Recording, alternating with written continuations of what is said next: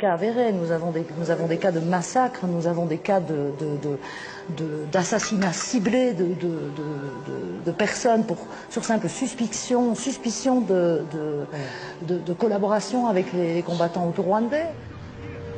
Sylvie van der Wildenberg n'a pas de doute. Ce qui finance cet état de guerre, c'est le commerce des minerais. L'une de leurs premières ressources sont des ressources du sous-sol qu'ils exploitent illégalement. D'où l'importance du rétablissement de l'autorité de l'État et du contrôle de l'État sur ces mines. Dans une région où règne l'anarchie, le trafic des minerais à bord de ces petits avions se déroule sous les yeux même des casques bleus. Sylvie van der Wildenberg n'en revient pas de la dernière manipulation d'une société de commerce de coltan.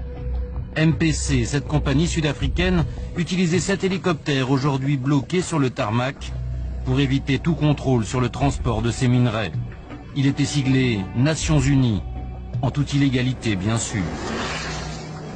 Ça reste inacceptable et extrêmement choquant pour nous, Nations Unies, qui sommes là avec un mandat de protection des populations civiles et de soutien au gouvernement congolais, de savoir qu'il y a des opérateurs économiques qui osent utiliser le sigle des Nations Unies pour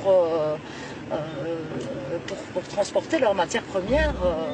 L'ONU est impuissante. Ce jour-là, le représentant spécial du secrétaire général est de passage dans la ville. Nous profitons de la présence de son Excellence William Swing, un Américain, pour l'interpeller.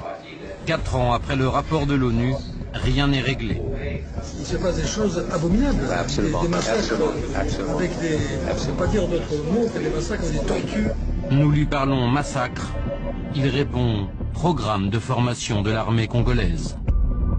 D'abord, il faut finir le programme de formation. Petit à petit, on arrive. Mais entre-temps, il y a beaucoup de souffrance. Je suis d'accord avec vous.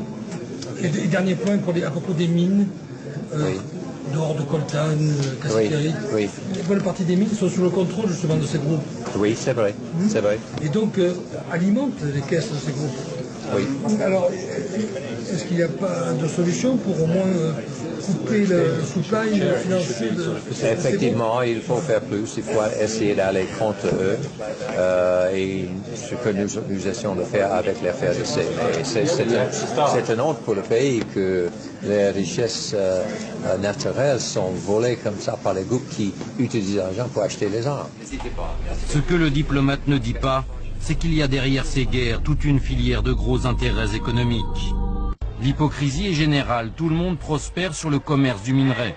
Et apparemment, ça n'empêche pas les clients étrangers de passer commande, en particulier en Belgique, l'ancienne puissance coloniale. Et apparemment, ça n'empêche pas les clients étrangers de passer commande, en particulier en Belgique, l'ancienne puissance coloniale. Dans un pays où ni les autorités ni les exportateurs eux-mêmes ne s'aventurent, le coltan congolais va en Chine.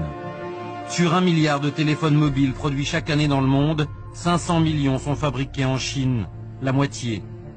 Et la plupart des grandes marques internationales comme Motorola ou Nokia y sous-traitent une partie de leur fabrication. Mais pour le militant des droits de l'homme, Marc-Olivier Herman, ce pays n'est pas seul impliqué, loin de là. La Chine, elle produit pour qui? Elle produit pour qui? La Chine, c'est l'usine du monde.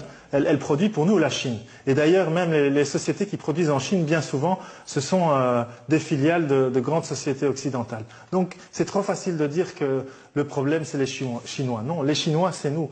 L'économie mondiale, elle est globalisée. On ne peut pas faire la différence entre les sociétés occidentales, la Chine, d'autres acteurs. Tout est interdépendant. Marc-Olivier Herman travaille sur le dossier depuis 6 ans. Son organisation, chrétienne, est présente dans le monde entier.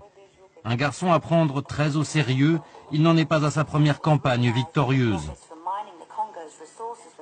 Là, on a mené une action à l'aéroport de Bruxelles National parce que Sabena, la compagnie belge, transportait le coltan à partir de 4 aéroports de la région des Grands Lacs.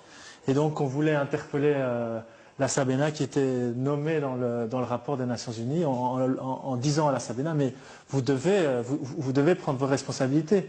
Tant qu'il y a ce conflit à l'Est et que vous n'avez pas toutes les garanties que ce que vous transportez ne contribue pas à financer ce conflit, vous devez prendre vos responsabilités et suspendre vos activités. Et de fait, 2 jours après cette action, la Sabena a annoncé qu'elle suspendait le transport de minerais à partir des aéroports de la région des Grands Lacs. Aujourd'hui, il veut faire plier les compagnies de téléphones mobiles.